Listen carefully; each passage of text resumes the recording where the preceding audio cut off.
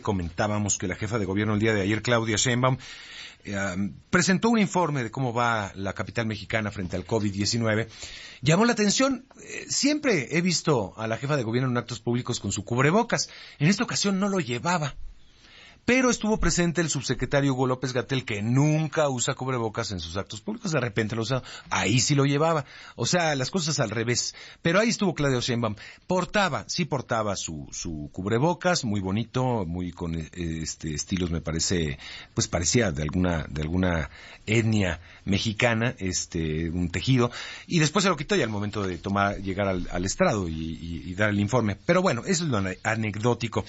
Pero, dice la jefa de gobierno que se logró estabilizar ya la pandemia, al menos de COVID-19 en la capital, controlar el número de hospitalizaciones y brindó un reporte sobre las acciones de su administración ante la emergencia sanitaria. Vamos a conversar cómo va la capital mexicana, cómo se está percibiendo por parte de los especialistas con la doctora Lauriane Jiménez Faiv, jefa del Departamento de Genética Molecular de la UNAM, doctora en Ciencias Médicas con especialización en microbiología. Doctora, qué gusto saludarle, bienvenida. ¿Qué tal, Mario? Muy buenos días. Gracias por la invitación. ¿Cómo van las cosas? ¿Ya estamos en una estabilización de la pandemia, por lo menos en la capital mexicana?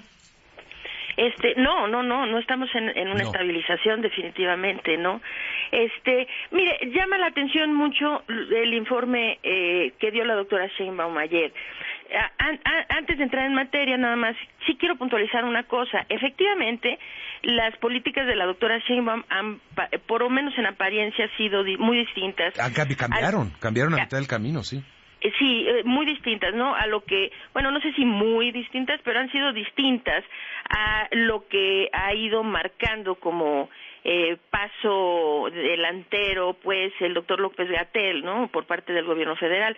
Entonces, sí, es verdad que la doctora Sheinbaum ha procurado abordar las cosas de otra forma, tratado de ser más responsable, esto que está, o sea, ya es realmente una burla seguir hablando sobre el cubrebocas, o sea, que quién se lo pone, quién no se lo pone, sí. Todos deben ponérselo, punto, y el que no se lo ponga es un irresponsable.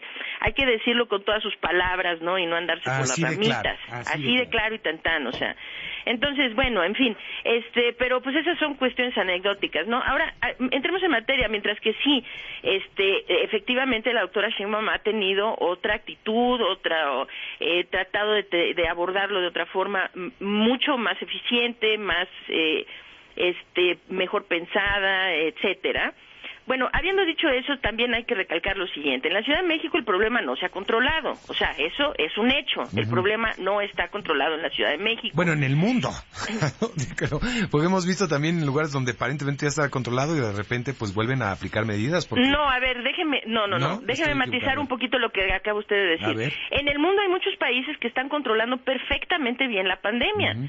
O sea, perfectamente bien la pandemia. Que la controlaron desde el inicio y siguen controlando y van a seguir controlando hasta que venga una vacuna o una cura. Yeah. Esto no quiere decir que exista cero COVID en esos países. En ningún país en el mundo va a existir cero COVID hasta que no venga una vacuna efectiva que se aplique masivamente o venga una cura, ¿no? O sea, hasta ese momento. Pero, o sea, habiendo dicho eso, sí es verdad que hay países que lo controlan perfectamente bien. Vamos a ver el caso de Japón, de Taiwán, de Corea del Sur, de Nueva Zelanda, de Vietnam, y países en Europa en donde, por ejemplo, Alemania, ¿no? Ahorita todos los países europeos están controlando relativamente bien, tuvieron un rebrote reciente, ¿no? Pero estos rebrotes no es así como que, bueno, pues eso es lo que pasa cuando hay pandemia. No, eso es lo que pasa cuando la gente se relaja. Es decir, cuando el gobierno relaja sus medidas y cuando la gente relaja sus medidas, vienen los rebrotes. Porque lo que hay que tener muy claro es que mientras no haya una solución real a largo plazo como una vacuna o una cura, vamos a seguir, el mundo entero va a seguir en el estira y afloja entre abrir para no colapsar las economías pero no tanto como para permitir que vuelva a haber repunte o rebrotes, o llámele como guste, de COVID-19. Entonces, hay países que sí encuentran este justo medio muy bien, de repente tienen un pequeño aumento, vuelven a amarrar medidas y otra vez están estables. Ahora, nuestro país nunca ha llegado a este punto, es decir, nunca hemos aplanado la curva. Aplanar la curva no significa que la curva la dejemos en el punto más alto durante 6 meses, 8 meses o un año. Aplanar la curva significa que llega a un punto alto y luego la hacemos descender y que nos estamos en el punto bajo de forma estable a mediano y largo plazo hasta en espera de una vacuna, ¿no? Entonces, no es verdad que a todo el mundo le está pasando y que bueno, pues ni modo, eso es inevitable. No, es evitable desde luego. Muchos países lo han evitado y lo evitan con buenas políticas de salud pública y con buenas medidas de contención, cosa que aquí no ha pasado, ¿no? Entonces, a ver, regresemos al punto, ¿no? El punto es qué pasó con el informe de ayer, y el problema del informe de ayer es que se sigue basando todo lo que nos dicen sigue estando basado en la ocupación hospitalaria. Es decir, que todo lo que habló la doctora Sheinbaum ayer, todo circula alrededor de la ocupación hospitalaria. Pero la doctora pues hizo un análisis muy bueno, nos habló de muchas cosas, muy a todo dar, ¿no? Muchas estadísticas y esto, pero se le olvidaron varios puntos, ¿no? Es cierto que la ocupación hospitalaria, es decir, los hospitales no han colapsado en la Ciudad de México, que la ocupación hospitalaria siempre ha habido disponibilidad hospitalaria. Mostró al inicio de su informe una gráfica en donde muestra la ocupación hospitalaria en la Ciudad de México como si fuera una suerte de curva epidemiológica, en donde subió, se estabilizó, disminuyó y ahora ya va en ascenso y bien para abajo y está estable. Se le olvida a la doctora Sheinbaum nada más enfatizar un par de puntos. Y uno es que aquí en México y en la Ciudad de México incluida, tener camas en el hospital no se ha traducido en disminuir la pérdida de vidas. Es decir, que tener camas no se traduce en salvar vidas. Puede ser un parámetro de medición de cómo está el sistema de salud, pero no necesariamente para medir la propagación o no del virus. Bueno, es que, a ver, necesitamos preguntarnos, entonces, ¿cuál es la variable de medición? ¿Vamos a aplaudir que tuvimos muchas camas y dejamos morir mucha gente? O sea, ¿eso es el éxito? Qué bueno que tuvimos muchas camas, pero se nos murieron aquí centenas de miles de personas. O sea, eso no es un parámetro de éxito. Es decir, ¿por qué? Porque se pueden tener camas, puede haber mucha disponibilidad hospitalaria, simplemente dejando a la gente morir en su casa, ¿verdad? ¿Y eso es éxito? Pues no, ¿verdad?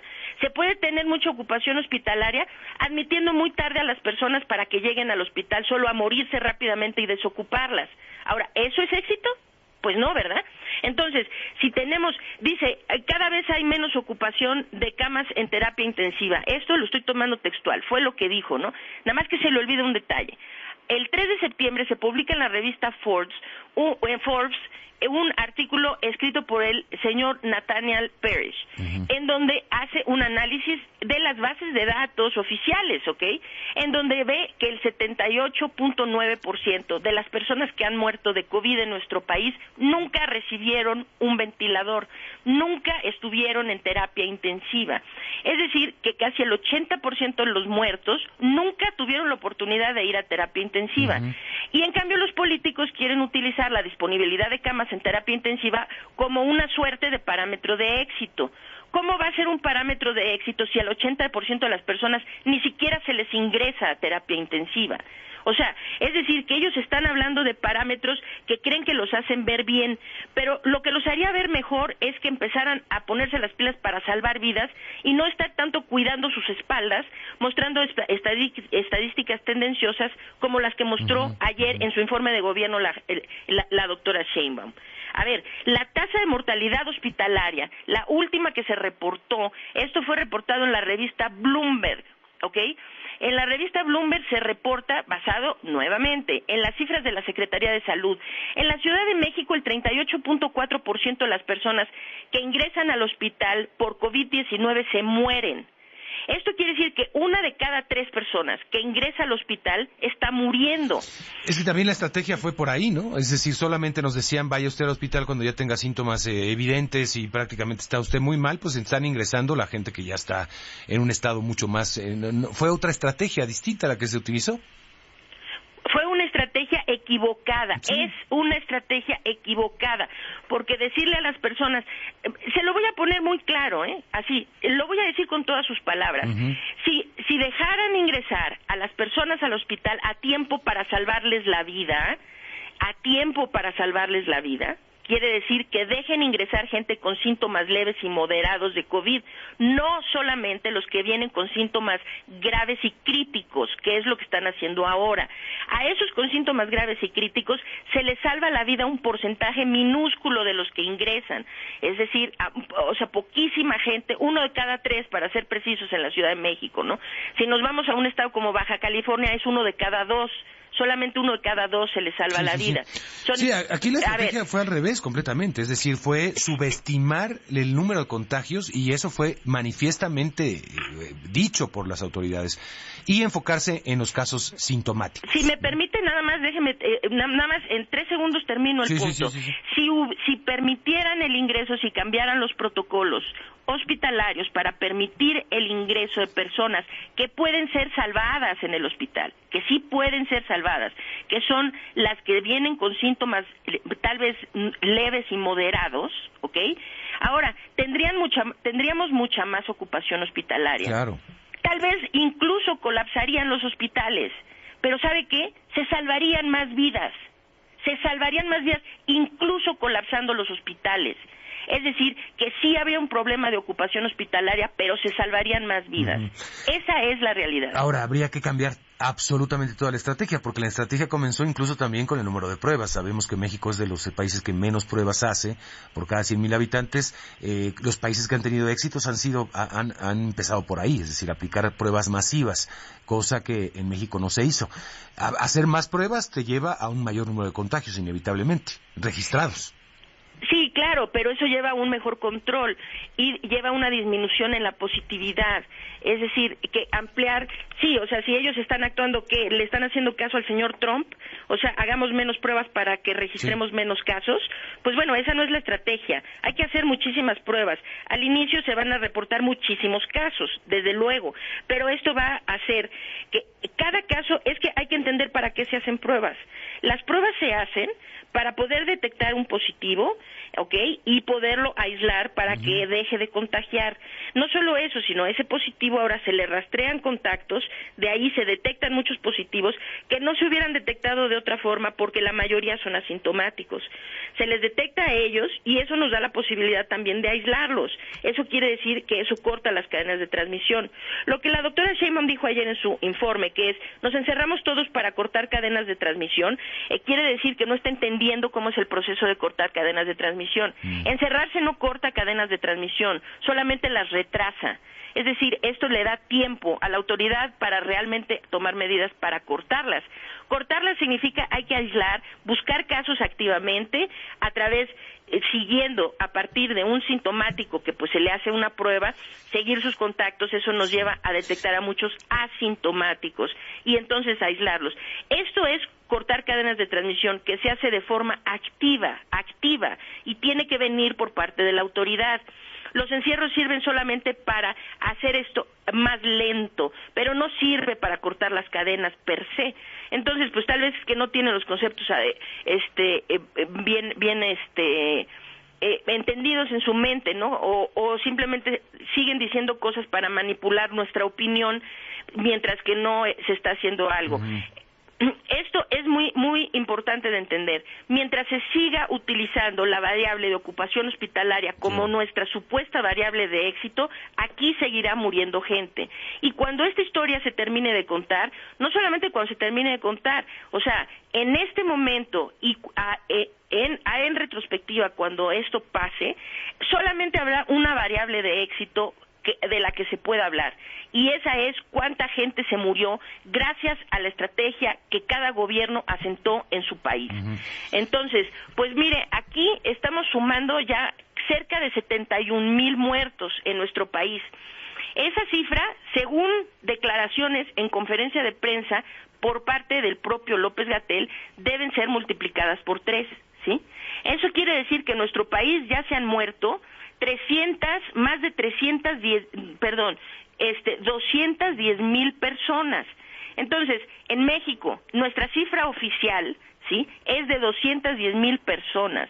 Ahora, si alguien cree que eso es éxito, también el presidente de la República ayer hizo una declaración que realmente pues hace a uno dudar si es que en qué mundo está viviendo nuestro presidente, si vive en la realidad o se fue a un planeta alterno en donde no se está dando cuenta que su gente está muriendo. Doctora, a estas alturas del partido, ¿es conveniente cambiar la estrategia? ¿Se puede? No, claro que es conveniente. ¿No quiere salvar vidas? ¿No queremos salvar vidas? No, digo si se puede o no. Digo, porque se puede, llevamos claro más de 6 meses con una estrategia y de repente... a ver, claro que se puede, se puede, definitivamente se puede. Hay países como Reino Unido. Reino Unido iba terriblemente mal por la misma necedad que tenemos aquí en México, que tiene en México nuestro gobierno, que es pensar que se van a ahorrar dinero no haciendo estrategias de contención. Entonces no querían hacer pruebas masivas, no querían rastrear contactos, no querían... Bueno, cuando les llegaron sus muertos a 41,000 muertos en el Reino Unido, pues ahí sí las autoridades se dieron cuenta que, mire, no sé si algún político alguna vez en realidad tenga la intención bondadosa, ¿no?, generosa de salvar vidas, pero lo que los políticos siempre tienen la intención es de quedar bien en su posición política. Pues ahí los políticos se dieron cuenta que no iban a perdurar en sus posiciones si seguían dejando morir a su gente. Entonces, ¿qué hicieron? Pues cambiaron la estrategia. En 2 meses y medio, Reino Unido le dio la vuelta por completo a su problema y ahora, hoy por hoy, son quizá junto con Alemania el ejemplo de la mejor estrategia de contención en Europa. ¿Ok?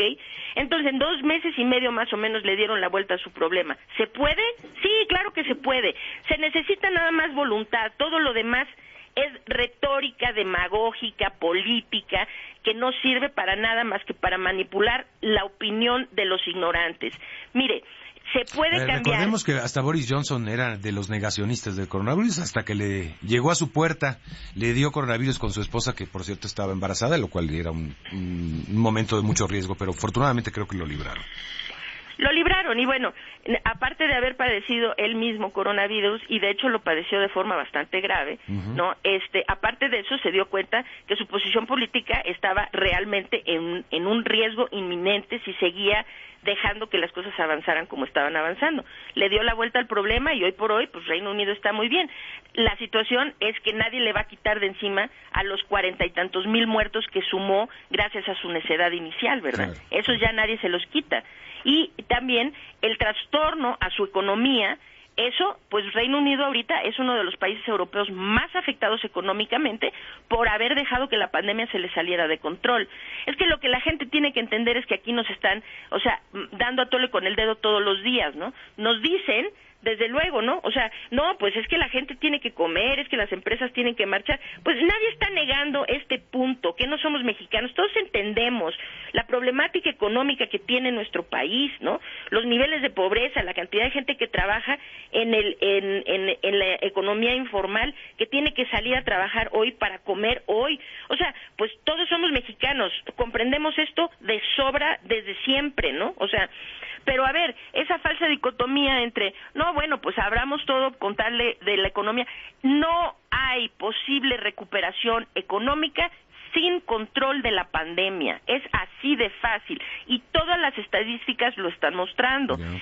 Todos los países que han dejado morir más gente, son también los más afectados económicamente. Quienes se han tardado más en comprender esto son los más afectados económicamente, porque es una ilusión, y le voy a poner un ejemplo muy simple, es una ilusión vana, ¿sí? Decir, vamos a abrir el sector turístico sin controlar la pandemia. Yo nada más les pregunto, ¿quién rayos, qué asiático, europeo, ¿sí?, va a venir a nuestras playas, ¿sí?, sabiendo que aquí va a venir a morirse de COVID? Nadie, no hay recuperación turística sin control primero de la pandemia, y eso aplica a todos los sectores económicos. Entonces, a menos que haya muy mala información, porque ya ve usted cómo está Acapulco ahorita, también, ¿no? Digo, está con este puente, parece que están con una ocupación más allá de lo que uno pudiera esperar. Ajá, sí, claro, nacional, claro. Sí. Turismo nacional, porque aquí, pues mucha gente se está tragando las mentiras que nos están diciendo. Pero vamos a ver cómo se ponen los contagios después de este este puentecito donde la gente pues está muy relajada y a ver cómo nos tocan los contagios y las muertes en 3 semanas, ¿verdad? Doctora, le agradezco mucho por su tiempo, de verdad. Claro que sí, Mario, con mucho gusto. Gracias. Interesante escuchar a la doctora Laurian Jiménez Five, jefa del Departamento de Genética Molecular de la UNAM y doctora en Ciencias Médicas con especialización en microbiología. Bueno.